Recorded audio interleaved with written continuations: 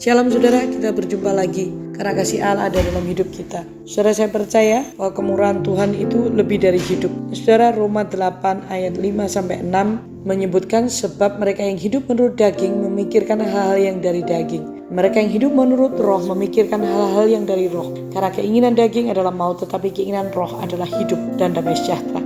Apakah yang menjadi perbedaan antara anak-anak Tuhan dengan orang-orang dunia? Sebenarnya itu jawabannya ada dalam hal ini, di dalam pola pikiran dan cara hidupnya.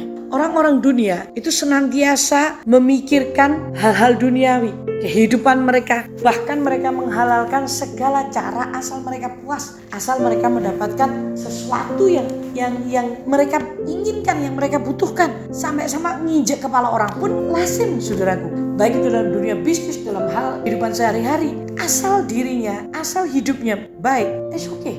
Nah saudara, itu adalah cara hidup orang dunia. Pola pikir mereka seperti itu. Sedangkan pola pikir orang hidup dalam roh tidak seperti itu. Kalau orang dunia selalu memikirkan hal-hal dunia, apa yang harus kutambah lagi? Aku harus bagaimana? Terus fokusnya adalah aku. Sedangkan kalau orang yang hidup dalam roh itu selalu memikirkan apa yang aku lakukan, apa yang aku kerjakan harus ada hubungannya dengan kekekalan. Nah saudara, ini loh pola pikir dan gaya hidup, cara hidup ini yang membuat perbedaan. Maksudnya hiduplah oleh roh itu bukan berarti kita ngeroh, tidak. Tetapi kita berjalan memikir seperti firman Tuhan. Dan saya percaya ketika saudara dan saya melakukan firman, berpikir seperti firman Allah, bertindak seperti cara Tuhan, di situ ada mukjizat, di situ ada pertolongan, di situ ada kekuatan. Jangan hidup dalam daging. Jangan menuruti keinginan daging, karena itu kebinasaan. Pasti sudah kebinasaan, karena keinginan daging dan keinginan roh berlawanan.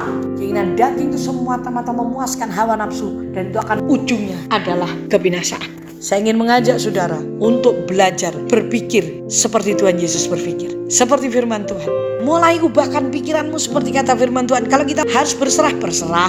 Kalau kita harus memberkati, memberkati. Kalau kita harus mengampuni, mengampuni. Udah gitu saja. Itu namanya kita hidup di dalam roh. Hidup dalam roh itu bukan kita berbahasa roh sampai memble, tetapi mengeluarkan buah-buah roh. Nah, itu hidup di dalam roh. Cara hidup kita, pola pikir kita itu dituntun oleh roh Allah. Yuk, saya percaya hidupmu akan puas dan penuh sukacita karena bermakna. Bapak, terima kasih buat hari ini karena Tuhan ingatkan kami untuk kami hidup di dalam roh dan tidak menuruti keinginan daging. Karena kami tahu ketika kami hidup dalam roh, maka hidup kami adalah hidup yang bermakna, terpuaskan, penuh dengan sukacita.